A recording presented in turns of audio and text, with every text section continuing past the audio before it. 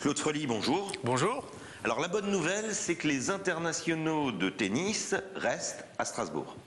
C'est une excellente nouvelle, mais elle ne s'est pas faite sans effort.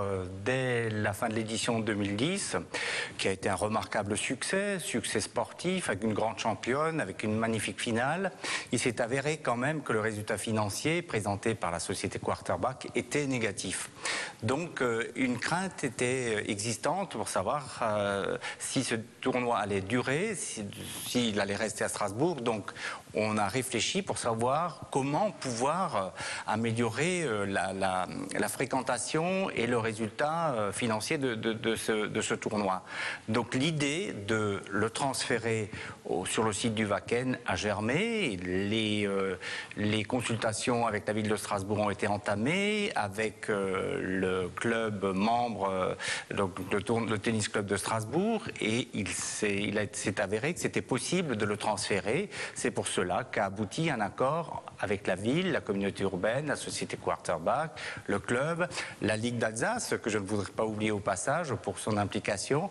Donc un accord a été établi pour transférer ce tournoi. On va quand même parler sous, puisqu'il faut toujours, on peut dire malheureusement, et on l'avait vu pour le rallye, il y a une surenchère aussi, il faut toujours mettre de l'argent sur la table. Est-ce que vous en mettez plus cette année ?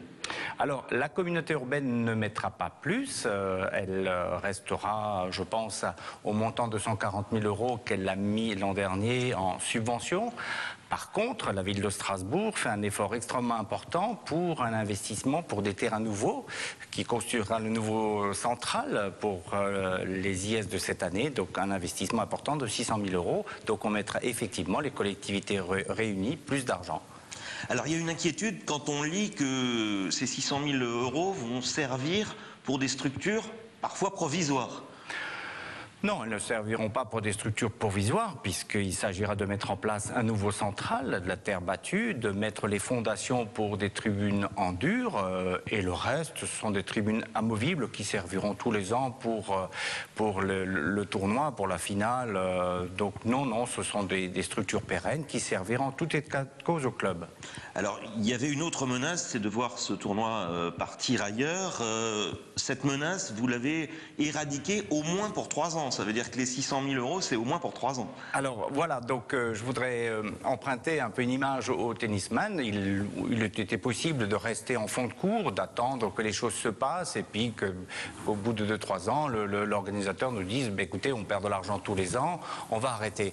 Donc la communauté urbaine, les collectivités sont montées au filet et ont cherché à concrétiser dès cette année ce transfert pour que l'année prochaine, grâce à l'apport de nouvelles entreprises extérieures, entreprises privées, grâce à l'apport au soutien des collectivités, ce tournoi soit positif, soit en excédent, et surtout, vous l'avez dit, fasse concurrence au tournoi de Bruxelles qui cette année va s'implanter en plus du tournoi de Strasbourg la semaine avant Roland-Garros. Donc il a fallu vraiment être efficace dès cette année et montrer notre capacité à organiser un tournoi de haut niveau à Strasbourg, et dans la continuité de ce qui a été fait l'an dernier, mais en augmentant le volume financier, en augmentant le nombre de joueuses qui viendront sur site. Donc je crois que tout a été fait pour que cette année, Strasbourg soit forte. La ville de Strasbourg ait un tournoi de grande ampleur, et que l'assise définitive de ce tournoi soit établie au cours des 2-3 prochaines années, comme s'y était engagée effectivement la société Quarterback, en compensation de l'investissement que nous faisons de 600 000 €, des subventions. La société s'est engagée à pérenniser ce tournoi au moins sur 3 ans, et je suis convaincu que dans ces 3 ans, le résultat sera au bout du chemin. Donc est-ce que le problème n'est pas dû aussi au fait que Strasbourg et même l'Alsace ne disposent pas d'une structure assez grande pour accueillir de grands événements sportifs? On a par exemple perdu la Coupe Davis au profit de Clermont-Ferrand. Vous avez tout à fait raison, le Zénith, le Rhenus, malgré toutes ses capacités, est aujourd'hui, il s'avère qu'il est légèrement sous-dimensionné.